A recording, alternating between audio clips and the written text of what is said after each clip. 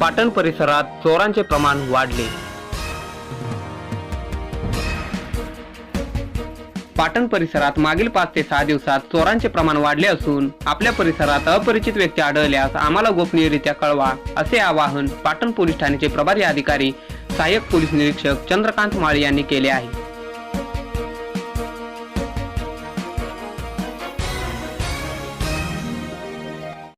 मागील 5-6 दिवसांमध्ये पाटण परिसरामध्ये चोरांचं थोडंसं प्रमाण दिसून येत आहे।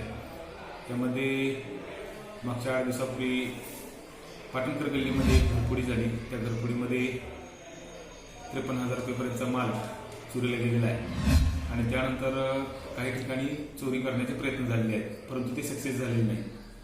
तर दिवाळीच्या या पिरियडमध्ये असे फार पारधी किंवा दुसऱ्या काही समाजाचे लोक येऊन चोऱ्याचे जे घटना आहेत त्या वाढलेल्या आपल्याला दिसून येतात, दरवर्षीच आहे। तर ह्या अशा घटना होऊ नयेत याकरता आम्ही रात्रीची नाकाबंदी प्रॉपर लावलेली आहे, गस्त वाढवलेली आहे। पाटण पोलीस स्टेशनच्या वतीने ज्या काही काळजी घेण्याची गरज आहे त्या पद्धतीने घेतलेली आहे। परंतु या माध्यमातून मी जनतेला असं आवाहन करतो की जर कोणी अपरिचित व्यक्ती दिवसा किंवा रात्री आपल्या भागामध्ये फिरताना टिहळणी करताना जर मिळून येत असेल तर अशा बाबतची कल्पना गोपनीयरित्या पोलिसांना द्या, जेणेकरून आम्ही त्या संशयित किंवा आरोपी चोरट्यापर्यंत आम्ही पोहोचू।